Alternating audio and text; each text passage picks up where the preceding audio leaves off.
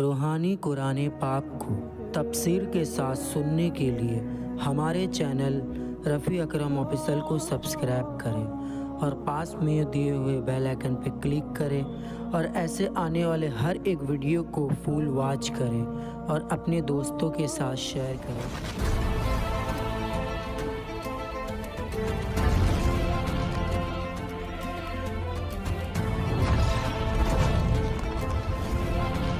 أعوذ بالله من الشیطان الرجیم،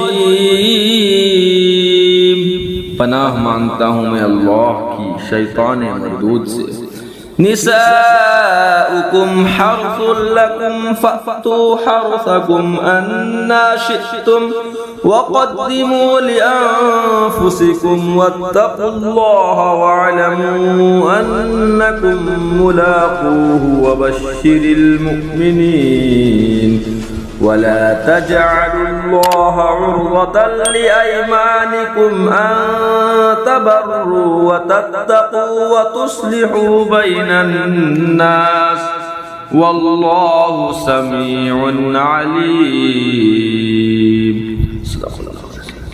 تمہاری عورتیں تمہارے لیے کھیتیاں ہیں، تو آؤ اپنی کھیتی میں جس طرح چاہو اور اپنے بھلے کا کام پہلے کرو، اور اللہ سے ڈرتے رہو اور جان رکھو کہ تمہیں اس سے ملنا ہے۔ اور اے محبوب بشارت دو ایمان والوں کو، اور اللہ کو اپنی قسموں کا نشانہ نہ بنا لو کہ احسان اور پرہیزگاری اور لوگوں میں صلح کرنے کی قسم کر لو، اور اللہ سنتا جانتا ہے۔ یعنی عورتوں کی قربت سے نسل کا قصد کرو، نہ قضائے شہوت، یعنی اعمال صالحہ یا جماع سے پہلے بسم اللہ پڑھنا۔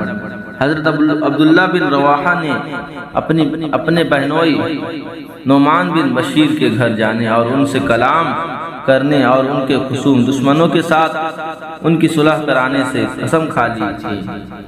جب اس کے متعلق ان سے کہا جاتا تھا تو کہہ دیتے تھے کہ میں قسم کھا چکا ہوں، اس لیے یہ کام کر ہی نہیں سکتا۔